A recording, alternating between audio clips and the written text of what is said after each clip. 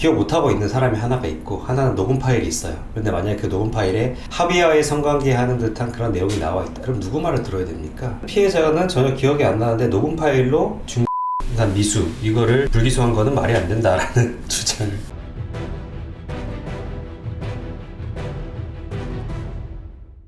자, 2편 지난번에 이어서 한번 또 빠르게 얘기해 보도록 할게요. 성폭력의 법적 해결 백래시에 맞서는 로우킥. 성폭력 피해자 피의자가 되다 발제 2. 역고소로 인하여 피해자들이 겪는 어려움, 수사기관 인지 무고 사례를 중심으로. 이건 이거죠. 직장 상사에 의해서 강제추행 피해를 당했는데 동일한 상사에 의해서 미수의 피해가 발생했고 여러가지 징계 요구했고 회사에서 이런 내용들이 이루어졌네요. 그리고 허위사실 명예훼손 여자분이 공론화를 시켰나봐요. 그런데 이거에 대해서 이제 불기소 처분이 내려졌고 이런 내용들. 자, 29페이지 한번 볼게요. 검찰의 성폭력 무고죄 공소쟁이 무엇이 잘못되었는가. 이 사건 담당 검사는 성폭력 피해자 형사사건 수사 중에 피해자를 무고죄 피의자로 전환하여 조사할 수 없다는 대검의 지침을 무시하고 피해자의 증언에 합당한 근거 없이 모두 배제하고 가해자의 주장을 반영해서 성인지 감수성이 결여된 불기소 처분과 무고 공소제기를 했다. 이 근거로 제시한 게 뭐냐면 검사가 이렇게 한 게 피해자가 피해 다음날 행위자와 아무렇지도 않게 메신저로 대화를 나누었다. 이것도 얘기하고 있잖아요. 이럴 수가 있나요, 피해자가? 근데 물론 뭐 직장 상사가 이렇게 하면은 뭐 티 안 내고 할 수는 있겠죠. 그런 차원에서는 뭐 이해가 되긴 하는데 이런 걸로 뭐 성인지 감수성 결여를 여실히 보여준다 뭐 이렇게 얘기를 하고 있고. 자, 또 어떤 게 있었냐. 30페이지 가해자는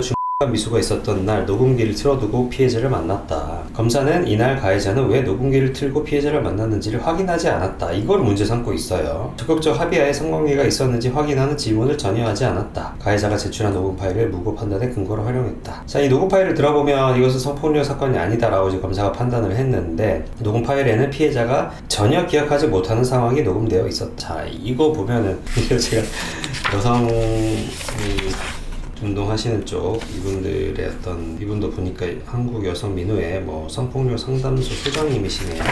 좀 안타까운 게 보세요. 피해자가 기억을 못하고 있다. 기억 못하고 있는 사람이 하나가 있고 하나는 녹음 파일이 있어요. 그런데 만약에 그 녹음 파일에 합의와의 성관계 하는 듯한 그런 내용이 나와 있다. 그럼 누구 말을 들어야 됩니까? 기억 안 난다는 이 여자 말을 들어야 돼요? 아니면 그 녹음 파일을 믿어야 돼요? 한번 제가 물어보고 싶네요. 그런데 이분은 피해자는 전혀 기억이 안 나는데 녹음 파일로 미수 이거를 불기소한 거는 말이 안 된다라는 주장을 하고 계시는데 그러면 왜 녹음기를 켜고 피해자를 만났냐 여기에 대해서는 물어보지 않았다. 아니 요즘 이런 무고가 많으니까 제가 그래서 유튜브에서 대놓고 얘기하잖아요. 제발 좀 녹음 좀 하시라고. 이런 잘 모르는 여자 만나고 할 때는 이걸 물어보지 않았다고 뭐 문제가 됩니까? 아무 문제 없어 보이는데. 31쪽 계속 보면 피의자는 고소인과 함께 자기 집으로 가서 고소인과 성관계를 가질 때의 상황을 녹음했다. 이 녹취록이 나온다. 근데 검사는 검사는 피해자가 기억하지 못하는 상황의 성관계를 언급하며 피해자가 고소를 제기한 미수 상황 역시 합의한 상황으로 단정을 했다. 이전에 성관계가 있었던 사이에서는 성폭력이 발생할 수 없다는 뜻으로 해석할 수 있다. 근데 이게 좀 상식적이잖아요. 근데 무조건 뭐 이전에 성관계를 했다고 해서 뭐 이번 성관계도 합의했다라는 보장은 없죠. 그런데 그럴 가능성이 매우 높잖아요. 근데 여자도 이게 내가 합의하에 한 것이 아니다라는 증거가 없잖아요. 그런 상황에서는 앞뒤 정황을 보는 게 맞는데 이전에 성관계 했던 관계 사이면 굳이 억지로 할 필요가 없지 않나? 이런 생각을 할 수 있어야 되는데 즉 데이트 관계나 부부 관계에서는 성폭력이 불가능하다는 논리와도 같다. 불가능하진 않죠. 불가능하지 않는데 그러면 데이트하는 남자친구 여자친구 관계나 부부 관계에서 성관계 한 거를 고소하는 게 그게 정상적이라고 보나요? 그게 억지로 이루어진 관계들이 몇 번이나 되겠습니까 사실. 참 너무 답답합니다. 자, 3번 보면 피해자는 미수 피해가 있었던 날 어느 순간부터 전혀 기억이 나지 않고 인기척에 깨어났을 때 가해자가 강간을 시도하고 있었다는 사실을 인지함. 다 이 중간 얘기하는 분들 다 똑같아요. 기억이 안 나는데 눈 떠보니까 남자가 열심히 하고 있더래. 이걸 일관적으로 진술하고 있다. 일관적으로 진술하면 그게 다 진실입니까? 네? 32쪽 합의된 성관계였음을 가해자가 증명할 것을 요구해야 이걸 어떻게 증명하냐 이거야. 네? 여기서도 입증 책임을 지금 가해자한테 떠넘기고 있네요. 이분도. 검찰의 성폭력 무고죄 공소제기가 피해자의 일상에 어떤 영향을 미쳤는가. 담당 검사는 피해자가 피해 이후 가해자를 평상시와 다르지 않게 대했다는 점, 이게 불기소 처분의 근거가 됐다고 하네요. 상식적으로 맞는 말 아닌가? 성폭력이 아닌 다른 범죄의 무고죄도 과연 의심만으로 기소가 될까? 이렇게 반문하고 싶어요. 성범죄가 아닌 성범죄에서는 여자의 진술만으로 기소가 되잖아요. 자, 직장에서도 피해자의 불이익 조치가 가중됐고 여러 내용들이 나오고 35페이지 보면 검찰의 무고죄 기소는 가해자의 역공격의 근거를 만들고 피해자를 의심해도 된다는 연속선을 만든다. 가해자는 피해자가 피해 사실을 회사에 신고한 것에 대해 본인의 명예가 훼손되었다며 오히려 피해자를 명예훼손을 형사고소했다.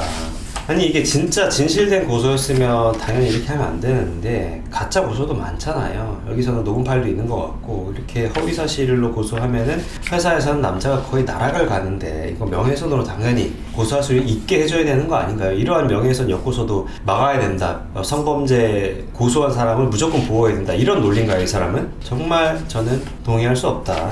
자, 다음 걸 한번 볼까요? 구체적인 상황에 따른 역고소 대응 전략. 변호사님이신데 자, 이분도 40페이지 보니까 무고죄 수사 시점에 대해서 대검의 성폭력 수사 매뉴얼에 따라서 무고죄 수사는 원 성폭력 사건의 수사가 완전히 종료된 이후에 해야 된다라고 이제 주장을 하고 계시는데 뭐 저는 이 주장에 동의할 수 없습니다. 뭐 이렇게 생각을 하실 수 있겠죠. 그러나 실제 피해를 당하신 분이라면 당연히 이렇게 보호하는 게 맞겠지만 요즘에 허위 고소도 진짜 많다고 말씀드렸잖아요. 이런 경우에까지 무고의 수사가 성폭력 어떤 조사 중에 진행되면 안 된다? 이거는 전 너무 일방적으로 여성만을 보호하는 정책이 아닌가라고 생각을 합니다.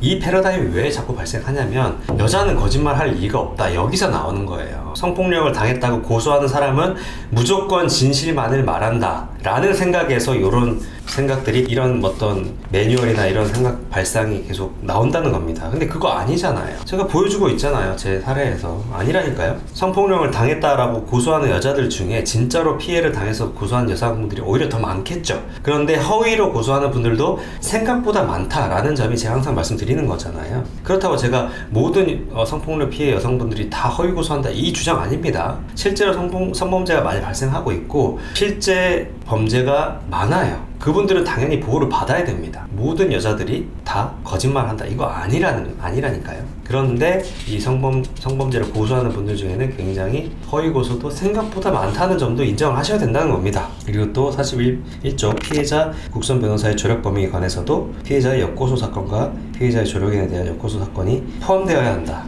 여기는 피해자의 역고소 당한 거, 무고로 고소당한 것 뿐만 아니라 이 피해자에 대한 조력자도 있잖아요. 이 조력자에 대한 역고소 사건까지도 이 성범죄 피해자 국선 변호사의 조력 범위에 포함되어야 해서 이게 말도 안 되는 소리. 이거 진짜 말도 안 그럼 다 보호해야 된다는 거잖아.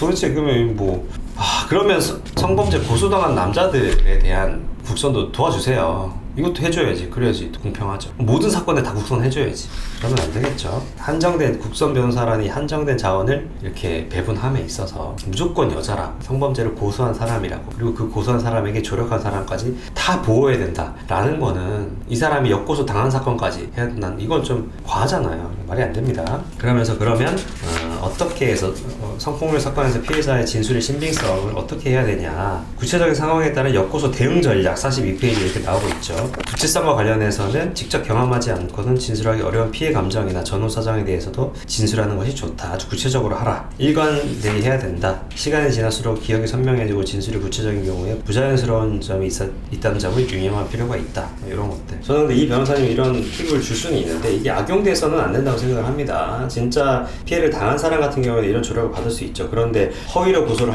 하려고 하는 사람까지 이렇게 하는 거는 이건 좀 문제가 있다고 생각하고 요즘에 여성시대에서도 이런 꿀팁들을 공유하고 있잖아요. 이게 참 우려스러운 거죠. 그리고 합의 과정 45페이지 합의금을 받고 합의하는 경우에는 허위 진술의 동기로 취급되거나 무고의 역고소나 무고의 인지에 빌미가 되기도 하므로 주의해라. 합의 조건은 피해자가 적극적으로 제시하기보다는 합의를 원하는 가해자가 조건을 제시하며 수용 여부를 판단하는 방식이 수월할 것이다. 아주 구체적인 팁을 주고 계시네요. 증거 수집 과정에서도 조심해야 된다라고 하고 있고 이 변호사님 그런 분은 아니겠죠. 그런데 이런 케이스가 많이 있습니다. 어떤 거냐면 허위를 고소하는 케이스인데도 조력을 해서 정말 디테일하게 준비를 잘 해가지고 허위 고소를 받아들여지게 하는데 조력을 주는 변호사들도 있다는 점이 문제죠. 이 변호사님이 그렇다는 게 아니라 그런 분들은 정말 반성해야 된다고 생각합니다.